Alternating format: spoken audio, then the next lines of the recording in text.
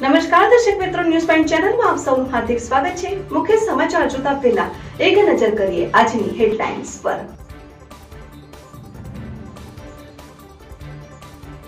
Palanpur college કમ્પાઉન્ડના રહીશો શાક માર્કેટની ગંદકીને લઈને અને કલેક્ટર કચેરીએ પહોંચ્યા।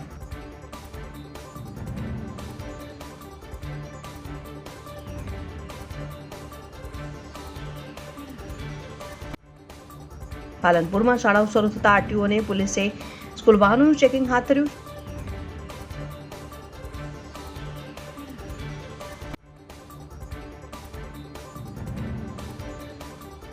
સોશિયલ મીડિયામાં દેખીને આ યુવકે ડોંકી ફાર્મ બનાવી ગધેડીનું દૂધ વેચી લાખો રૂપિયાની આવક પ્રાપ્ત કરવા માટેનો અનોખો પ્રયાસ હાથ ધર્યો। પાલનપુરમાં આવેલી સંકટ સમયની સાકર સંચાલિત મામાનું ઘર હોસ્ટેલમાં રહેતી કેટલીક દીકરીઓ દ્વારા હેર ડોનેટ કરવામાં આવ્યું। હવે જોઈએ મુખ્ય સમાચાર વિગતવાર। બાબરમાં આવેલ સુવ્રત સોસાયટીના મકાનમાં ચોરી। બાબર શહેરમાં દિન પ્રતિદિન કાયદો અને વ્યવસ્થા કથળી રહી છે। જેલ ઝડપ, ચોરીઓ, દારૂ, જુગાર જેવી પ્રવૃત્તિઓનો ગ્રાફ વધી રહ્યો છે। પોલીસ દ્વારા આવી પ્રવૃત્તિઓ પર રોક લગાવ્યા સામાજિક તત્વોને જેલ હવાલે કરવામાં આવે છે તેવી માંગ ઉઠવા પામી છે। બાબર હાઈવે ઉપર આવેલ સુવ્રત સોસાયટીમાં રહેતા મેવાભાઈ ધારસીભાઈ ઠાકોરના મકાનમાં કોઈ અજાણ્યા સમયે પ્રવેશ કરીને ઘરમાં રહેલ તિજોરીનો લોક તોડીને અંદર રહેલ 47,000ના દાગીનાને રોકડ રૂપિયા 3,000 એમ કુલ દાગીના સહિત રૂપિયા 50,000ની ચોરી કરી ગયેલ। આ બાબતની જાણ મકાન માલિકને થતાં તેમણે ભાભર પોલીસ મથકે ફરિયાદ નોંધાવી હતી અને પોલીસ દ્વારા ફિંગરપ્રિન્ટ સહિત તપાસ હાથ ધરીને ચોરોને પકડી પાડવા તપાસ હાથ ધરવામાં આવેલ। વધુ સૂત્રો દ્વારા જાણવા મળતી માહિતી અનુસાર બાબર તાલુકાના કુવાડા ગામે એક વેપારીના ત્યાં પણ રોકડ રકમની ચોરી થયેલ હોવાનું જાણવા મળેલ।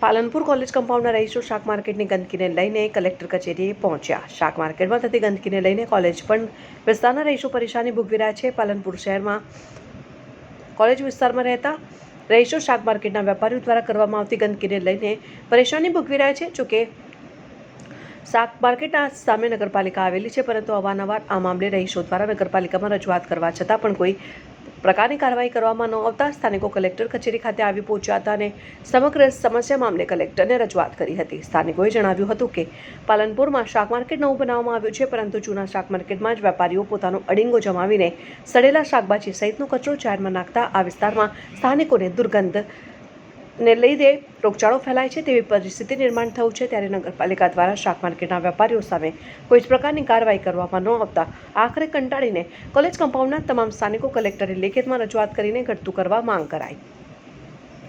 સમગ્ર મામલે સ્થાનિક મહિલા કવિતાબેને જણાવ્યું કે શાક માર્કેટના વેપારી દ્વારા ગંદકી કરવામાં આવે છે અને બીજું કે સવારે શાક માર્કેટમાં આવતા લોકો દ્વારા ગંદી ગાળો બોલવામાં આવે છે અને જેને કારણે અમારે મહિલાઓ અને દીકરીઓને અહીંથી પસાર થવું મુશ્કેલ બન્યું છે। ત્યારે કલેક્ટર દ્વારા તાત્કાલિક ધોરણે સમસ્યાનું નિરાકરણ લાવવામાં આવે તેવી અમારી માંગ છે।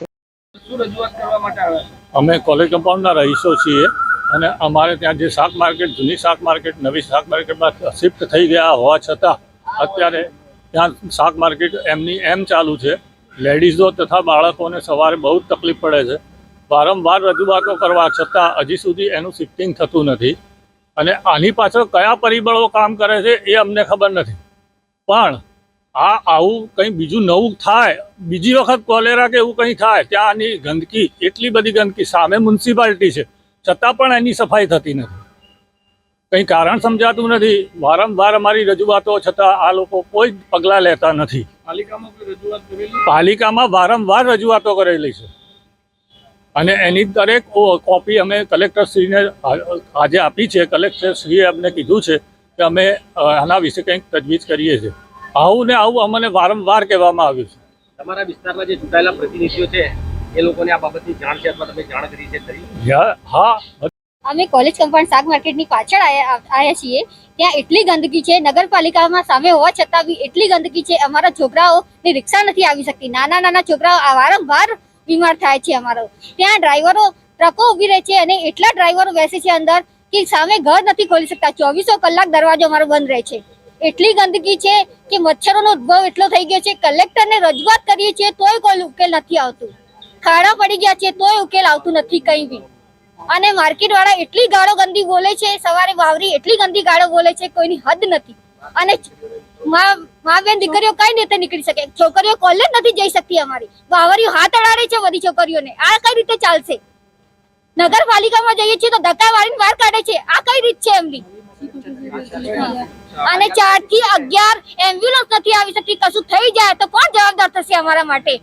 ફાયર બ્રિગેડ બી નથી આવી શકતું અમારા માટે. મોત થઈ જાય તો કે છે 11 વાગે પછી કાઢવાની. શું એમની રીતિ રિવાજથી બધું હેડશે બધું? આ શું નગરપાલિકા સામે હોવા છતાં બી આવું થાય છે અમારા ઘરના સામે? તાત્કાલિક શું ઉકેલ આવે અમારા માટે? કોઈ ના કોઈ ઉકેલ કાઢો, સમાધાન કાઢો અમારા માટે. એટલે તમે રજૂઆત કરવા માંગીએ છીએ. કવિતાબેન. દિયોદરના સ્ટેશન 4 રસ્તા ઉપર ઇકો ગાડીના ચાલક પર શેષન ગામના લોકો મૂઢમાર મારતા દિયોદર પોલીસ મથકે રજૂઆત કરાઈ.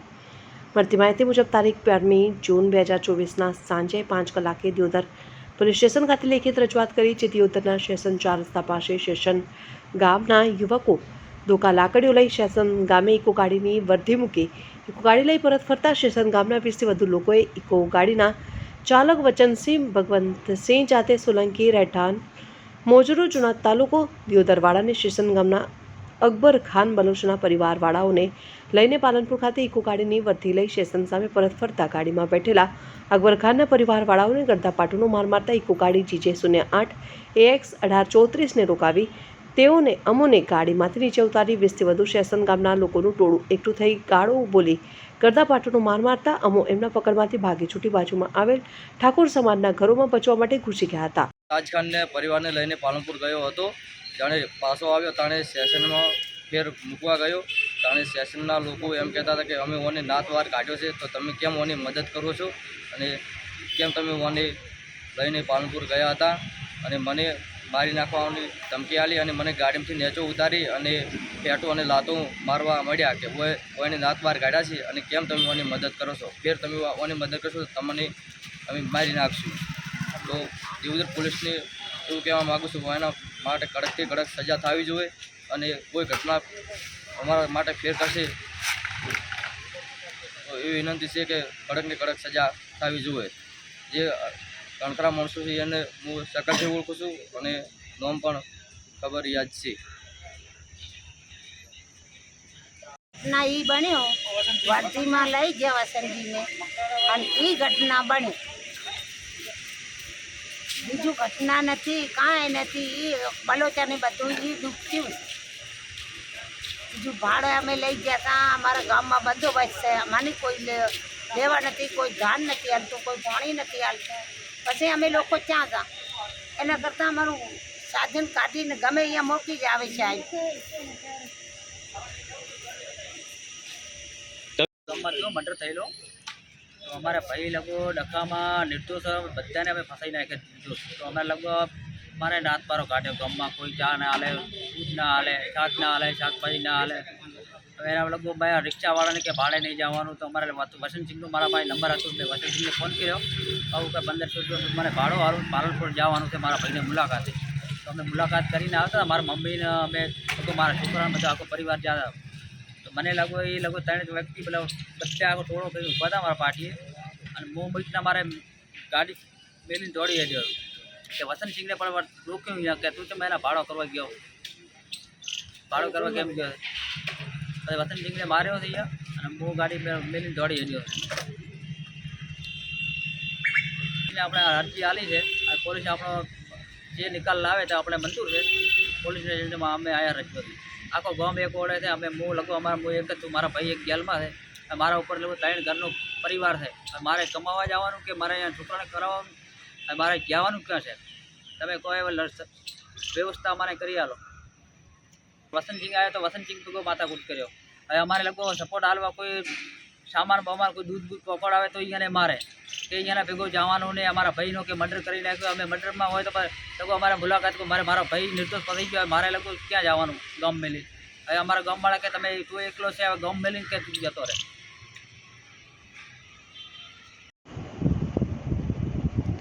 બનાસકાંઠા જિલ્લો પાલનપુર ક્ષેત્રે એશિયામાં મોખરાનું સ્થાન ધરાવે છે. બનાસકાંઠાના પશુપાલકો દૂધ ઉત્પાદન કરીને લાખો રૂપિયાની કમાણી કરી રહ્યા છે. જેને લીધે હવે જિલ્લાનું યુવાધન પણ હવે પશુપાલનના વ્યવસાયમાં અવનવા પ્રયોગો કરી પ્રગતિના અનેક સોપાનું સર કરવા લાગ્યું છે. આવો જ એક સફળ પ્રયોગ પાલનપુર તાલુકાના એક પ્રગતિશીલ પશુપાલકે કરી બતાવ્યો. સોશિયલ મીડિયામાં દેખીને આ યુવકે ડોંકી ફાર્મ બનાવી ગધેડીનું દૂધ વેચી લાખો રૂપિયાની આવક પ્રાપ્ત કરવા માટેનો અનોખો પ્રયાસ હાથ ધર્યો છે અને પાલનપુર કરતા અનેક ગામને લોકોને એક નવીન રાહ ચીંધી છે. જમીન ઉપર આડું ઉઠતું આ ગધેડું અને આપને જોઈ રહ્યા છો તે ગધેડીનું દૂધ દોહીને એકત્ર કરીને તેને વેચીને મહિને લાખો રૂપિયાની કમાણી કરવા માટેનો અનોખો પ્રયાસ બનાસકાંઠાના યુવક દ્વારા શરૂ કરાયો.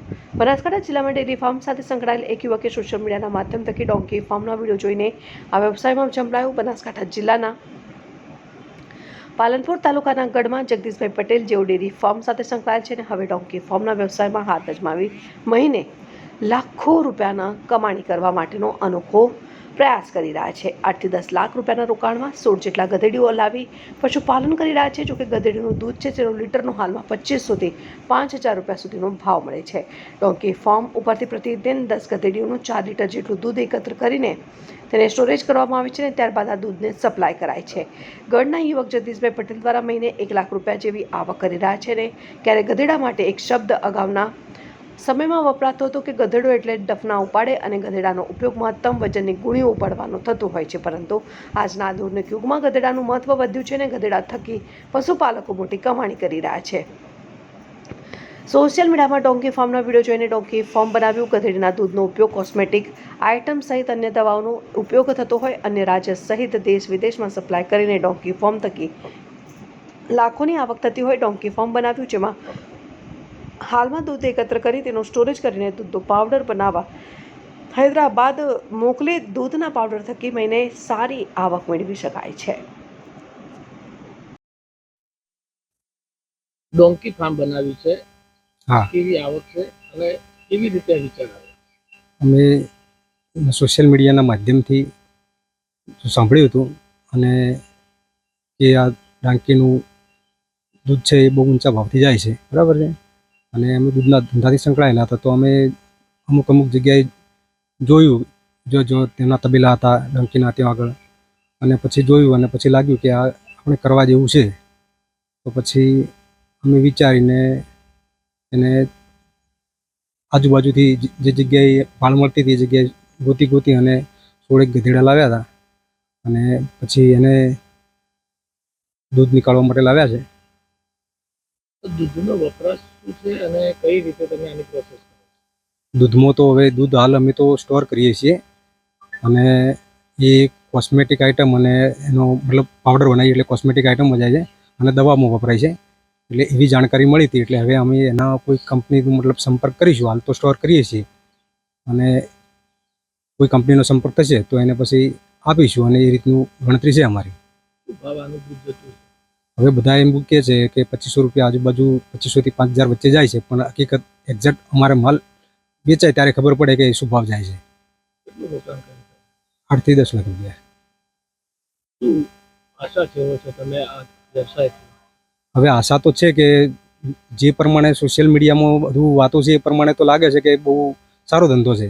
મહેનત ચાલુ છે, હવે જે ફળ મળે એ ખરું. જગદીશભાઈ. ગઢના યુવકે ડોંકી ફાર્મ બનાવ્યું છે, એ શું કહેશો? ડોંકી ફાર્મ વિશે તો એટલું કહેવા માંગુ છું કે અત્યારે ભારત નહીં પણ એશિયા ખંડમાં જે પશુપાલન ક્ષેત્રે જે જિલ્લો આગળ હોય તો એ અમારો બનાસકાંઠા જિલ્લો છે. અને બનાસકાંઠા જિલ્લાઓ લગભગ 70% લોકો પશુપાલન સાથે સંકળાયેલા છે અને પશુપાલનના દૂધ થકી એની પોતાની આવક ઊભી કરે છે.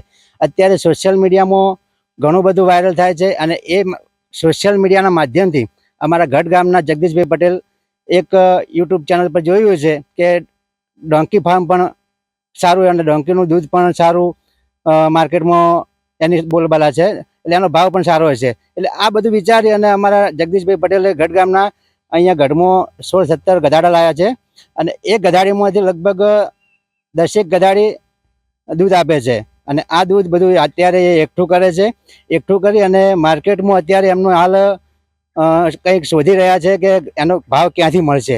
હું સરકારશ્રીને વિનંતી કરું છું અને સોશિયલ મીડિયામાં જે પણ એનજીઓ હોય એ એનજીઓને પણ એક વિનંતી કરું છું કે અમારા જગદીશભાઈનો સંપર્ક કરે અને આ ગધાડીનું દૂધ વિદેશમાં એક્સપોર્ટ થતું હોય તો વિદેશમાં, અને કોઈ કંપનીમાં એક્સપોર્ટ થતું હોય કંપનીમાં, અને એનો સારો ભાવ અપાવે અને અમારા ખેડૂતને પ્રગતિ કરાવે. એ બદલ હું સરકાર છે અને મીડિયાના માધ્યમથી આ વિનંતી કરું છું.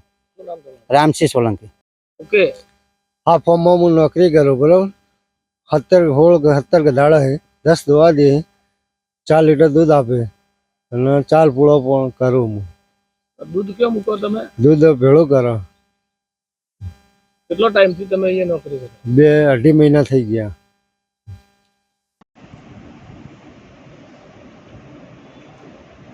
ઇકબાલગઢની શિવા શાળામાં બાળકોને કુમકુમ તિલક અને મોઢું મીઠું કરાવીને પ્રવેશ અપાયો. ઉનાળુ વેકેશન પૂરું થતાં બનાસકાંઠા જિલ્લાની આજથી 8,870 શાળાઓ ધમધમી શરૂ થઈ ગઈ છે, જેમાં બનાસકાંઠાના અમીરગઢ તાલુકાના ઇકબાલગઢ ગામની શિવા શાળામાં પણ નવા વિદ્યાર્થીઓને પ્રવેશ આપવામાં આવી રહ્યો છે. તેમાં આજે શાળાનો પ્રથમ દિવસ હોવાને કારણે નવા પ્રવેશ લીધેલા બાળકોનું સ્વાગત કરાયું. ધોરણ 1માં નવીન પ્રવેશ લીધેલા બાળકોને કુમકુમ તિલક કર્યા બાદ ગોળથી મોં મીઠું કરાવીને પ્રવેશ આપવામાં આવ્યો. ઉલ્લેખનીય છે કે બનાસકાંઠા જિલ્લાની 8,870 જેટલી શાળાઓમાં 9 મેથી 12 જૂન 2024 સુધી 35 દિવસનું ઉનાળુ વેકેશન જાહેર કરાયું હતું. આજથી જિલ્લાની શાળાઓ ધમધમી ઉઠી છે. પ્રવેશ મેળવીને બાળકોએ ભણવાની શરૂઆત કરી. આથી જિલ્લાની શાળાઓ ધમધમી ઉઠી. 7 લાખથી વધુ વિદ્યાર્થીઓ શાળાઓમાં પ્રવેશ મેળવ્યો, જેમાં 2800 પ્રાથમિક શાળાઓમાં, 4,90,997 બાળકો અને 117 માધ્યમિક શાળાઓમાં 2.17 લાખ બાળકોએ અભ્યાસની શરૂઆત કરી દીધી. એ તો બોલશે હવે કોઈ શીખવાડવું નહીં. નમસ્કાર. આજે શિવા સ્કૂલની અંદર વર્ષ 2024-25ની અંદર આપણે પ્રવેશ લીધો છે. ધોરણ 1ના બાળકોએ ઘણી બધી માત્રાની સંખ્યાની અંદર પ્રવેશ લીધો છે અને આજે આપણે આપણા બાળકોને ગોળ દાણા ખવડાવીને મોઢું મીઠું કરાવીને એમને પ્રવેશ આપ્યો છે. જેમ ગયા વર્ષે બી અમે ધોરણ 10ની અંદર 100% રિઝલ્ટ આપ્યું હતું, એવી રીતે અમે અપેક્ષા અને આપણી મહેનત જે છે એ સતત ચાલુ રાખીશું અને બાળકોને બને તેટલો 100% અભ્યાસ સાથે અમને સંસ્કાર પણ આપીશું. આભાર. પાલનપુરમાં આવેલી સંકટ સમયની સાકર સંચાલિત મામાનું ઘર હોસ્ટેલમાં રહેતી કેટલીક દીકરીઓ દ્વારા હેરડોન્ટ કરવામાં આવ્યું. પાલનપુરમાં આવેલી સંકટ સમયની સાકર સંચાલિત મામાનું ઘર હોસ્ટેલમાં રહેતી કેટલીક દીકરીઓ દ્વારા હેરડોન્ટ કરવામાં આવતા હેર ડોનેટ કેન્સરગ્રસ્ત લોકોને લાસ્ટ સ્ટેજ પર હોય તેવા લોકોને વિગ બનાવીને આપવામાં આવે તો કેન્સર લોકો ખુશી મેળવી શકે, તેને લઈને હેર ડોનેટનું આયોજન કરાયું. યુવતીઓ માથાના વાળ એ સુંદરતાનું પ્રતીક માનવામાં આવે છે. જોકે પોતાના વાળની દેખરેખ માટે યુવતીઓ અવનવા સલૂનોમાં જઈને પોતાના વાળની સારી રીતે કાળજી રાખતી હોય છે. જોકે કેટલીક યુવતીઓ એવી પણ છે કે પોતાની કિંમતી વાળ બીજાને મદદ માટે દાન આપતી હોય છે. એવામાં આજે પાલનપુરમાં આવેલી સંકટ સમયની સાંકળ સંચાલિત મામાનું ઘર હોસ્ટેલમાં રહેતી કેટલીક દીકરીઓએ પોતાના કિંમતી વાળને કેન્સરગ્રસ્ત લોકો માટે દાન કરવામાં આવ્યું. હોસ્ટેલ સંચાલન કરતા પ્રિયંકાબેન ચૌહાણે હોસ્ટેલમાં રહેતી દીકરીઓને કન્વિન્સ કરી પોતાના વાળનું દાન આપવા અપીલ કરી. જોકે દીકરીઓએ આજે મેલોસિટીસ સલૂનના સહયોગથી વાળનું દાન કર્યું. આ અંગે પ્રિયંકા ચૌહાણે જણાવ્યું કે મામાનું ઘર હોસ્ટેલ જે પાલનપુરમાં ચાલે છે, 50 જેટલી દીકરીઓ હોસ્ટેલમાં છે. તેમનું રહેવાનું જમવાનું ફ્રીમાં ચાલે છે. એકવાર એ મળીને કેન્સરગ્રસ્ત લોકોને હેર ડોનેટ કરવામાં આવે તો પોતાના લાસ્ટ સ્ટેજ પરથી ખુશી મેળવી તે જઈ શકે. હેરની વીક અંદાજે 1.5 લાખની બનતી હોય છે. અમે ઘણી બધી દીકરીઓને કન્વિન્સ કરીને મામાના ઘરની દીકરીઓને હેર ડોનેટ કરી છે. દીકરીઓ દ્વારા હેર ડોનેટ કરવામાં આવે છે, શું કહેશો એ વિશે? મામાનું ઘર હોસ્ટેલ જે પાલનપુરમાં ચાલે છે, અત્યારે 50 દીકરીઓ આપણા જોડે છે, જેમનું રહેવાનું જમવાનું અને ભણવાનું અહીંયા ફ્રીમાં ચાલી રહ્યું છે.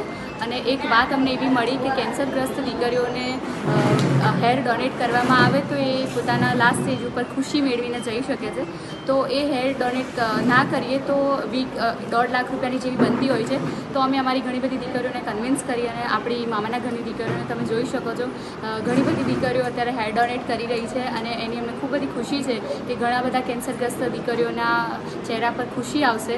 અમે આ મીડિયા દ્વારા તમને પણ જાણ કરીએ કે તમે લોકો પણ તમારી જોડે જે છે એ દાન આપી અને ખુશી મેળવી શકો છો. હેર ડોનેટ કર્યા છે, કેટલી ખુશી છે? ખૂબ બધી ખુશી છે. કેવું લાગે છે અત્યારે? બહુ બધું સારું લાગી રહ્યું છે. લોકોને શું કહેવા માંગો છો હેર ડોનેટ બાબતે? હેર ડોનેટ જે કેન્સરગ્રસ્ત દીકરીઓ એમને કામ લાગશે એટલે મને ખૂબ બધું ખુશી મળી કે મેં આ હેર ડોનેટ કર્યા છે. નામ બોલતા મારું નામ અનિતાબેન ઈશ્વરભાઈ છે, હું થરાદની છું.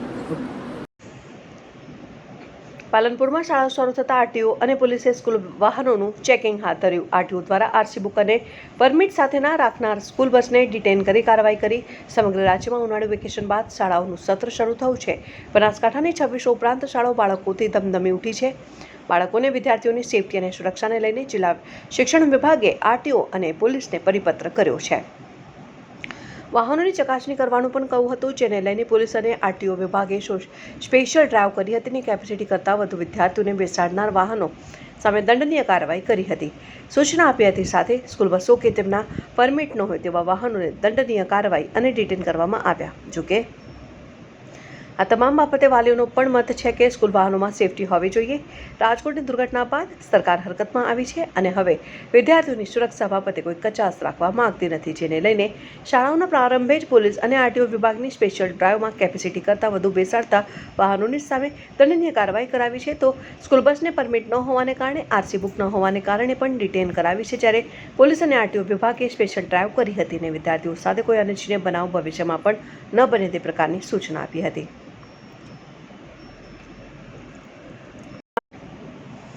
અગાઉ અઠવાડિયા પહેલા દલિત સમાજના માણસો સાથે થરાદ રેફરલ હોસ્પિટલમાં રાતના સમયે જે ખૂની હુમલો કરવામાં આવ્યો હતો, એ હુમલાના આરોપી હાજર ન થતાં દલિત સમાજ દ્વારા આવેદનપત્ર પાઠવવામાં આવ્યું. થરાદ શિવનગર ખાતે એક જ સમાજના માણસો અંદર બોલાચાલીને લઈ બાખડતા એકબીજા માણસો રેફરલ હોસ્પિટલમાં ખસેડવામાં આવ્યા. થરાદના રાજપૂત સમાજના લોકો દ્વારા અચાનક હુમલો કરવામાં આવ્યો ને આ હુમલાને લઈને પોલીસ ફરિયાદ નોંધાતા હજુ સુધી આરોપી પકડમાં ન આવતા દલિત સમાજ દ્વારા આવેદનપત્ર આપવામાં આવ્યું. ત્યારે ડીવાયએસપી SM વારોતરિયા કહેવા મુજબ આજે કોઈ પણ સંજોગોમાં આરોપીને ઝડપી લેવામાં આવશે. આગળની કાર્યવાહી આરોપી પકડ બાદ થરાદ પોલીસ કરશે.